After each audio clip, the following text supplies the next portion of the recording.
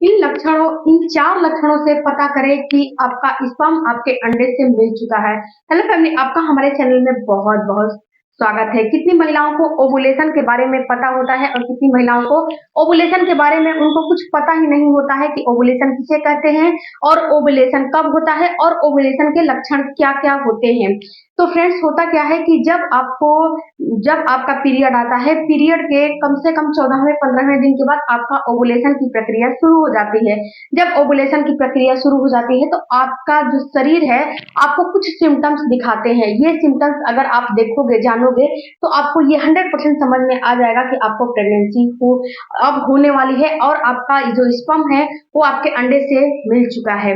तो कौन-कौन से लक्षण हैं? तो सबसे पहला लक्षण होता है फ्रेंड्स कि जब आपका ओवुलेशन होने वाला होता है, जब आपका पीरियड का मिड भाग आता है, जब आपका ओवुलेशन का समय आता है तो आपकी बॉडी की टेम्परेचर हाई हो जाती है, उसमें थोड़ी-सी इंक्रीज हो जाती है।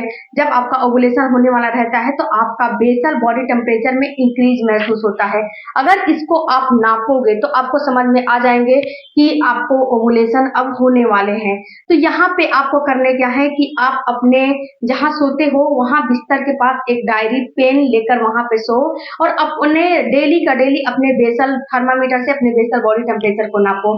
जिस दिन आपके पीरियड के मिड भाग आता है, यानी कि जैसे कि आपका पीरियड का साइकिल 28 दिन या फिर 30 दिन या फिर 25 दिन का है, तो पीरियड का जो मिड भाग आता है उसमें यानी कि पीरियड के 8वें 10वें दिन के बाद से अपना बेसल बॉडी टेम्परेचर नापना शुरू कर दो और शुरू कर दोगे तो जिस दिन हल्की सी उसमें इंक्रीज महसूस होगी, आपको ऐसा फील होगा कि हल्का-सा आज थोड़ा-सा टेम्परेचर ऊपर चला गया है, तो समझो कि आपको जो है ओवुलेशन होने वाला है। क्योंकि जब बेसल बॉडी टेम्परेचर बढ़ जाती है, तो उसके 24 घंटे या फिर 1 दिन के बाद आपका अंडा जो है रिलीज़ हो जाता है।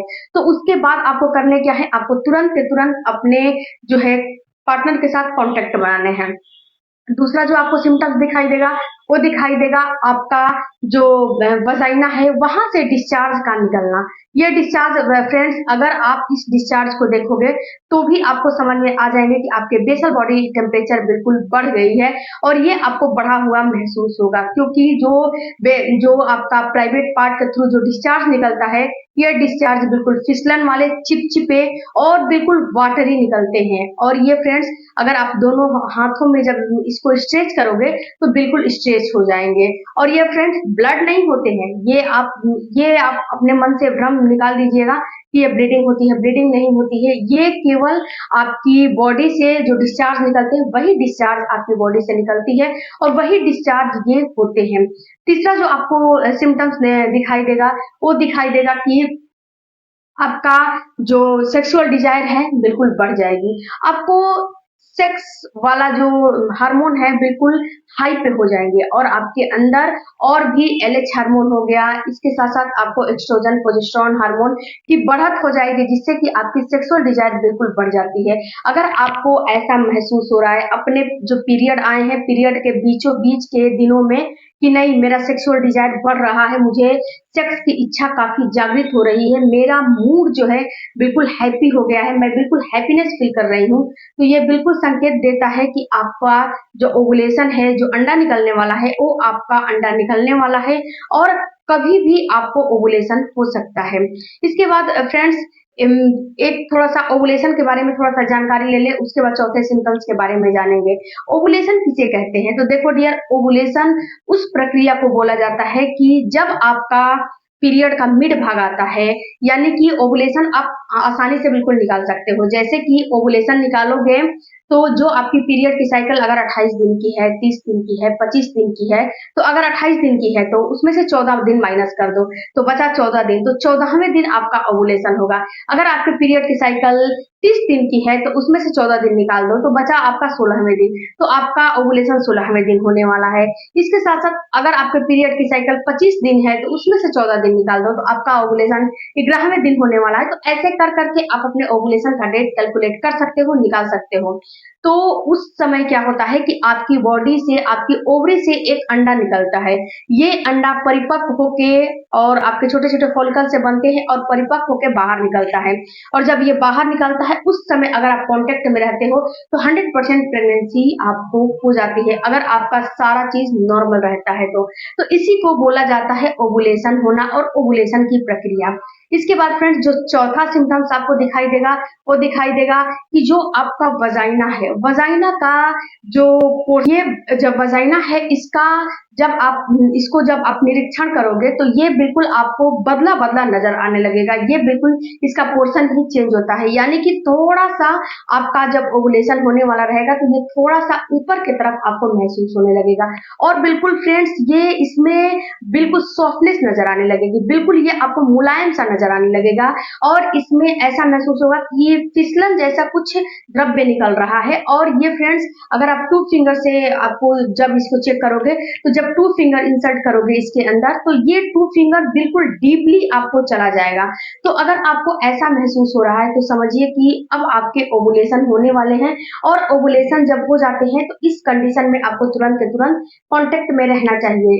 नहीं तो अगर आपका ओवुलेशन हो जाएगा और कांटेक्ट में नहीं रहोगे, इस समय को मिस कर दोगे तो इस समय होगा क्या कि आपका ओवुलेशन तो हो जाएगा और जब ओवुलेशन हो जाएगा तो जो अंडा निकला है वो केवल 24 घंटे ही जीवित रहता है। वो आपका बहुत 4 से 5 दिन तक जीवित नहीं रहता है।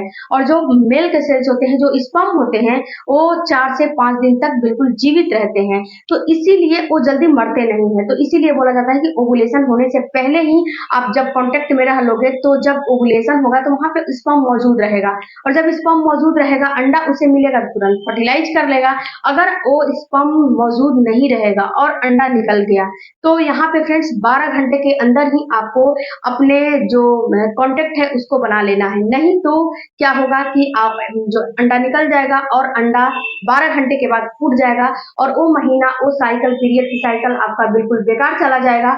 और जब बेकार चला जाएगा तो आपको उससे कोई फायदा, कोई बेनिफिट होने वाला नहीं है। तो आप अपने ओवुलेशन को ट्रैक करें, क्योंकि प्रेगनेंसी का 90% महिलाएं ओवुलेशन को समझ ही नहीं पा रही हैं। जब ओवुलेशन को समझ जाएंगी, ओवुलेशन उनको पता चल जाएगा कि मेरा ओवुलेशन का डेट ये है, मेरा ओवुलेशन का डेट ऐसे है। यहाँ पे बात आती है फ्रेंड्स कि बहुत सारे महिलाओं का अनियमित पीरियड है। तो अनियमित पीरियड है तो उसमें भी आप ओवुलेशन को कैलकुलेट कर सकते हो। कैसे कर सकते हो? देखिए, आपको पता है ना कि अगले महीने कितने दिन पे पीरियड आया था, कितने दिन घट के या फिर कितने दिन बढ़ के आया था, उस अनुसार से आप कैलकुलेट कर सकते हो। अगर ये भी आप नहीं कर सकते हो तो एक काम आप कर सकते हो कि आपको समझ में आ जाएगा कि मेरी पीरियड 28 दिन पे आती है या फिर 25 दिन पे आती है। ये तो आपको जो है कैलेंडर पे लिखोगे तो समझ में आ जाएंगे ना। तो आप इस हिसाब से अपने पीरियड के डेट से 10वें दिन के बाद से आप अल्टरनेट डेज पे अपना कॉन्टेक्ट बनाना शुरू कर दो। एक दिन छोड़ के, एक दिन बीच करके एक दिन बनाओ, फिर एक दिन छोड़ के एक दिन बनाओ। इससे फायदा आपको बहुत ज्यादा होगा। इससे फायदा होगा ये कि आपके जो फ्लिपियन ट्यूब है उसमें हमेशा आपका स्पर्म मौजूद रहेगा। और जो ही आपका फ्लिपियन ट्यूब में आपका स्पर्म एंटर करेगा वहां पे उसको ये जो है फर्टिलाइज कर देगा। और यहाँ पे अगर वहां पे स्पर्म ही नहीं मौजूद रहेगा तो अंडा कहाँ से फर्टिलाइज होगा?